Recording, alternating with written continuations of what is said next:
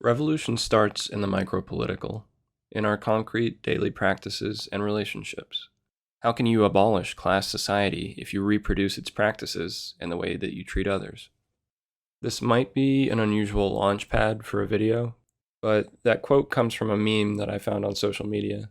To me, it perfectly encapsulates the concept of radical kindness, which is the heart of what I'm talking about in this entry. There's a difference between being nice and being kind, and the difference mirrors, in my opinion, the difference between sympathy and empathy. Being nice requires nothing genuine from you, and if anything, being nice can be self-serving if your motivation for being nice is just to get what you want out of other people. Organizing and participating in charitable direct action are great things, and they are incredibly effective forms of praxis. But I think it can become a way for some people to give themselves carte blanche to behave poorly, if not cruelly, in their day-to-day interactions. Being truly kind does not only mean that your actions are compassionate and generous, but that your disposition and character reflect these values.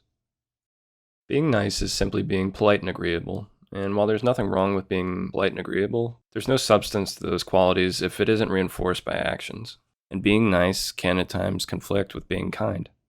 For example, if your friend asks about their appearance before going out and you just lie to them about an easily remedied flaw in their outfit or whatever it is, and just tell them that they look great, you're being nice technically, but at the same time you're being unkind because you are just telling them what you think they want to hear instead of showing concern for their well-being. Kindness is antithetical to capitalism, and as cheesy as it sounds, I do think that every act of genuine kindness is a victory against capitalism and all the oppressive mechanisms supporting it.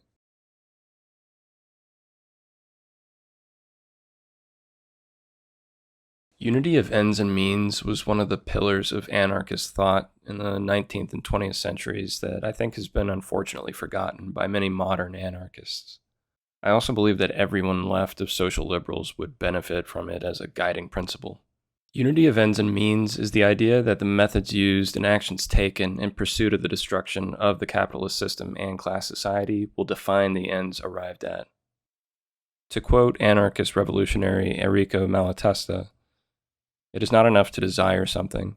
If one really wants it, adequate means must be used to secure it.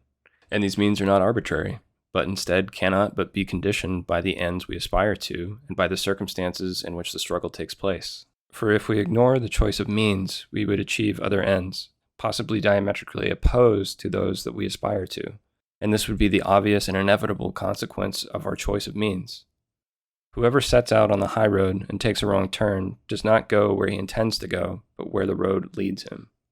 What I think Malatesta is saying here is that if you're using tactics and strategies that are oppressive or authoritarian in nature, you're just going to replicate all the things that you hate about capitalism and class society. And in the end, that's going to be reflected in the type of society that you create after a revolution.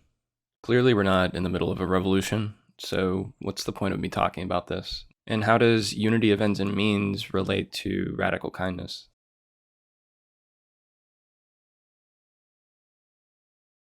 I've met and personally know a lot of people left of center who are, simply put, unpleasant people. And this is really confusing to me because socialism is supposed to be the movement that puts humanity and therefore people first. It's humanity above profit, above property, above religion, above the state, above everything. I think I have a handle on where this comes from. People arrive at socialist positions for a number of reasons, and depending on the path you've taken to get there, you can harbor resentment towards those who don't align with some of your views. I would say that this is usually the case with people who start out as American liberals and then become socialists, as opposed to socialists who started out as conservatives or centrists. I believe socialists who behave in this way carry resentment towards those who hold opposing views, perhaps because they've never held them themselves. It may feel like righteous anger, but I do think it's harmful. In the United States, the amount of people with class consciousness is probably around 1 or 2% of the population. Now, more than any time since the beginning of the labor movement, is the perception of socialism important. Optics are important. I'm painting in broad strokes here. Obviously, this is not the case with all former liberals, and I don't want to insult anyone, but regardless of how one arrives at socialism, you've now taken on something larger than yourself. The late Mark Fisher, who you may know as the author of Capitalist Realism, wrote an article titled Exiting the Vampire Castle in 2013, in which he discusses the factionalist and abusive nature of the online left. He describes an environment where online leftists and liberals relish the opportunity to farm virtue by canceling people for saying anything that could be construed as politically incorrect, especially if it was in reference to ethnic and religious minorities or queer people. And often the object of their online tribunals would be working class people. I think these behaviors hold us back from achieving any real progress, and it leaves the modern left in a paralyzed state. This situation grants the state and capital the freedom to put the left out of their minds and worry about other things. They know that as long as the left is trapped in the castle, it will be too busy feeding on itself to threaten their interests. It's understandable to be angry about fascism, racism, Zionism, genocide, and the destruction of the environment. But the people who meaningfully affect these issues are not your friends, coworkers, family members, or strangers you meet in public who hold views that support these ideologies and issues. Ultimately, they're victims of these ideas. You will not reach them by lashing out.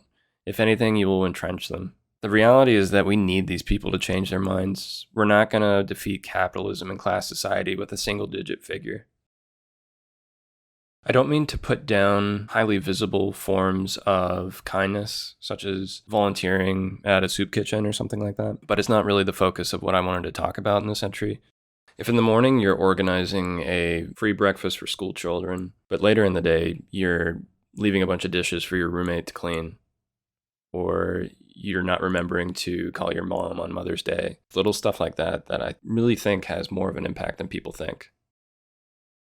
If you really want to change the way that people think about class society and capitalism and the state and all these things that we're fighting against, or we're supposed to be fighting against, you need to be concerned with how you're perceived. And if you're being perceived as a rude, unlikable person, or someone who's superficially nice, but the people in your life know that you're not going to show up for them when it really matters, it's going to make the ideas that you're affiliated with unappealing.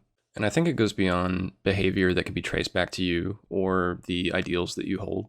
When you do stuff like troll strangers online, even if they deserve it, you're regurgitating the essence of capitalism. And social isolation and alienation and the inability to relate to one another is beneficial to upholding capitalism.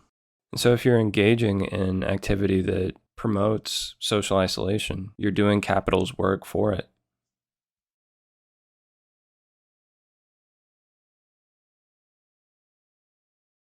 Hopefully I'm not coming off as preachy. Ultimately, this channel is just a public journal, so if anything, any criticism is mostly directed at myself. If your character is out of sync with your beliefs, it might be time to work on yourself. Fisher wrote about the vampire castle over 10 years ago, and not much has changed about the way that a lot of socialists interact with others. I think this is the first step towards making a dramatic change of course for humanity. But the good news is, it's entirely in your hands. Don't underestimate how much impact you can have just by being kind.